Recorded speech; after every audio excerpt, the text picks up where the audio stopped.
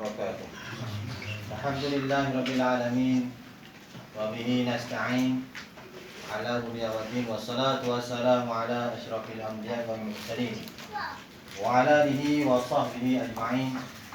Qala rabbi shrah li sadri wa yassir li amri wa hlul 'uqdatam min lisani yafqahu qawli.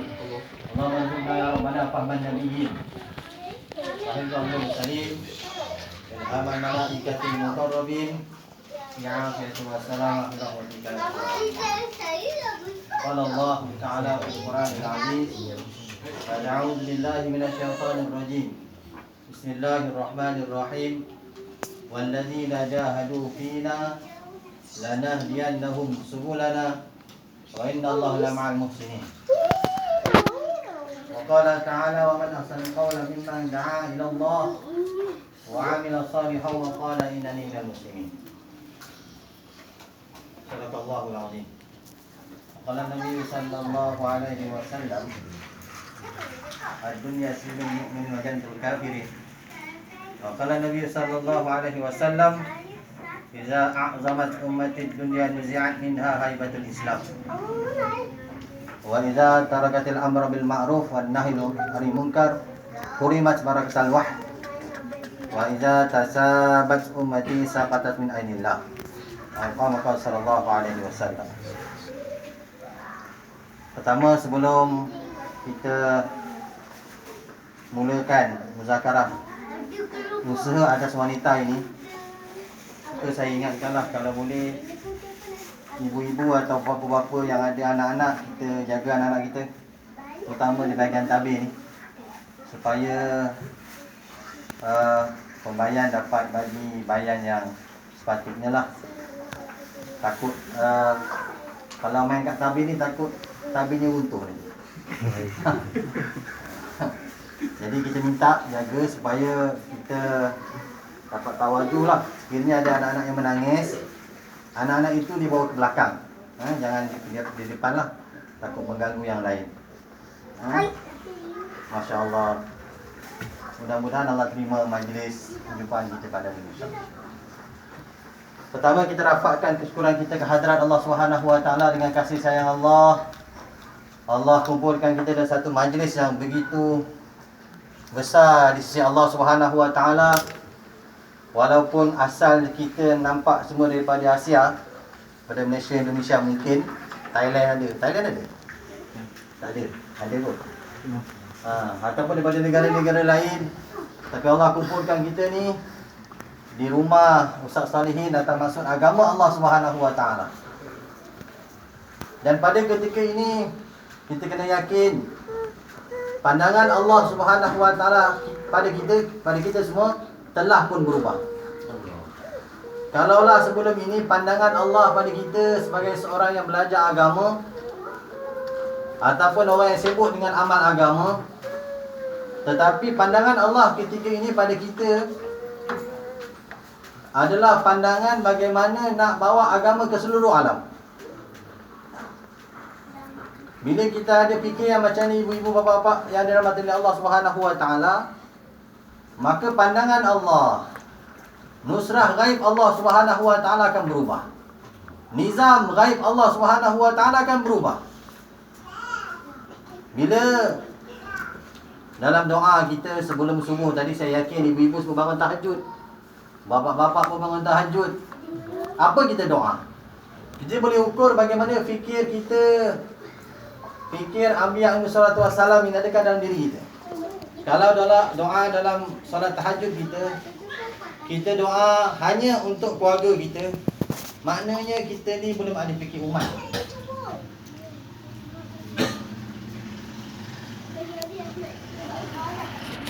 Nabi sallallahu alaihi wasallam, kita lihat bagaimana Nabi sallallahu alaihi wasallam, maksud Nabi dihantar. Nabi dihantar untuk rahmat sekalian alam. Nabi dihantar untuk Saudi saja, Mekah, Madinah, Tanah Hijaz saja. Tapi Nabi dihantar di seluruh alam. Semalam kami panjat Gunung Abad di Mesir, di mana asal usul beliau di Madinah, Al-Ansari, kaum Ansar, tapi kuburnya di sini. Jemaah kami telah bagi masa di Turki. kami lihat kubur Ayub Al-Ansari, pun orang Madinah, tapi kuburnya di Turki. Maknanya mereka ni cuba sampaikan agama di seluruh alam. Kalaulah dalam doa kita pagi tadi, kita doa untuk kebaikan keluarga kita saja. Wahai Allah, kasihanilah suami saya, kasihanilah anak-anak saya, kasihanilah adik-beradik saya. Kalau fikir kita begitu, ataupun kita doa Allah maghfir lil muslimina wal muslimat wal mu'mina wal mu'minat al ahya'i minhum wal amwat, kita punya fikir adalah orang di Malaysia atau di Yaman sahaja, maka kita dah orang paling rugi sekarang. Sebab apa? Sekarang ni ibu-ibu, bapa-bapa yang dirahmati Allah Subhanahu Wa Taala, orang Islam di seluruh dunia ada 2 bilion manusia. Kalau kita minta keampunan untuk orang Yaman dan untuk orang Malaysia sahaja, maka kita rugi. Berapa orang Yaman yang Islam? Saya letak je 5 juta, contohlah, lebih kot 10 juta. Berapa orang Islam di Malaysia? Katalah 20 juta, yang 10 juta bukan Islam. Total baru 25 juta, kan? 35 juta. Sedangkan bilangan orang Islam ketika ini 2 bilion. 2 bilion tu berapa? 2,000 juta. 2,000 juta. Jadi maknanya kalau kita ada profesor kat sini, kalau salah tolong bantu saya. Kalaulah 35 juta per dengan 2,000 juta, berapa persen ada fikir agama dalam diri kita? Allah. Sedangkan Nabi SAW dihantar untuk seluruh alam. Sebab tu bila jemaah digerakkan di seluruh dunia untuk fikir perkara ini, Nabi SAW dihantar, dan Nabi telah dihantar untuk menyediakan umat untuk pergi ke seluruh alam. Bagaimana Nabi dihantar, begitu juga dihantar kita ibu-ibu, bapa-bapa yang dirahmati oleh Allah SWT. Untuk itu, kalau kita lihat zaman Nabi SAW,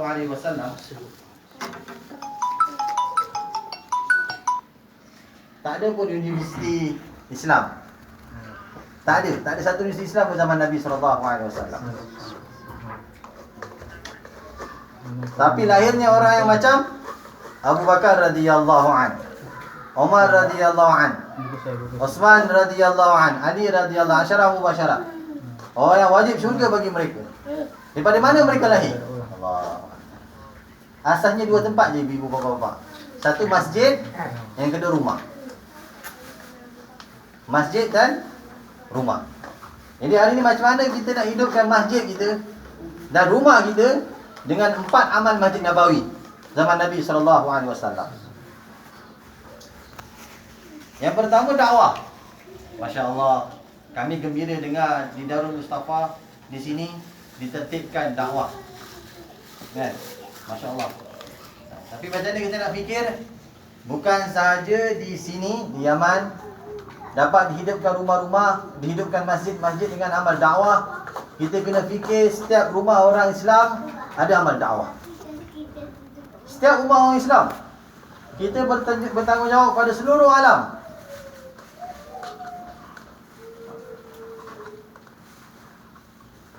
Kalaulah ada rumah di hujung-hujung dunia, walaupun dibuat daripada tanah liat, macam di sini ada tanah liat, ataupun dibuat daripada tai lembu, ataupun daripada salji, orang yang duduk dalam gunung, siapa dalam hutan, atas pokok, bawah pokok, dalam tanah, apa juga keadaan mereka, mereka kena cakap tentang kebesaran, kehebatan Allah Subhanahu Wa Taala. Sebab hidup amal dakwah. Apa pentingnya amal dakwah ni ibu? Allah. Bila satu dunia cakap perkara yang sama, bila amal itu menggembirakan Allah Subhanahu Wa Taala. Suara saya ni macam pakai mic betul tak?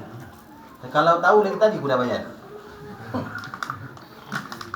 Alhamdulillah. Tapi tak tahulah berapa lama, macam dah serak dah ni. Dah. Ni tak faham tadi. Apa pentingnya amal dakwah? Satu ketika ibu-ibu, bapa-bapa biasa dengan hadis. Saya ingin kita sama-sama ingat semula je. Bagaimana Ibn Abbas radhiyallahu anhu pada masa itu umur 10 tahun di belakang Nabi SAW di atas unta. Nabi ajar beberapa kalimat Ibn Abbas radhiyallahu anhu. Dia kata apa? Ya gulam, inni u'allimuka kalimat ihfazillah yahfazka. Peliharalah Allah, maka Allah akan pelihara kamu.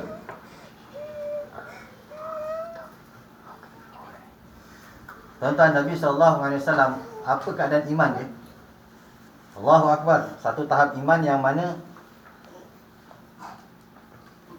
yang kita pun tak boleh nak bayangkan keadaan iman Nabi SAW. Iman Nabi SAW dalam peristiwa Isra Mi'raj, bila Jibril AS hantar Nabi SAW ke Sidratul Muntaha. Kata Jibril AS, wahai Rasulullah, aku sampai sini je. Kita dengan Allah ni ada 70 hijab. Satu hijab je aku lepas, aku akan terbakar. Tapi Nabi SAW begitu dekat dengan Allah SWT, kata ulama, satu busa nak panah je. Itu keadaan iman Nabi SAW. Begitu hebat. Tetapi keadaan iman begitu pun masih membicarakan tentang kebesaran kehebatan Allah. Dengan mengingatkan Ibn Abbas radhiyallahu anhuma, dia kata apa? Ihfazillah yahfazka. Peliharalah Allah, Allah akan pelihara kamu. Ihfazillah tajidhu tujahak.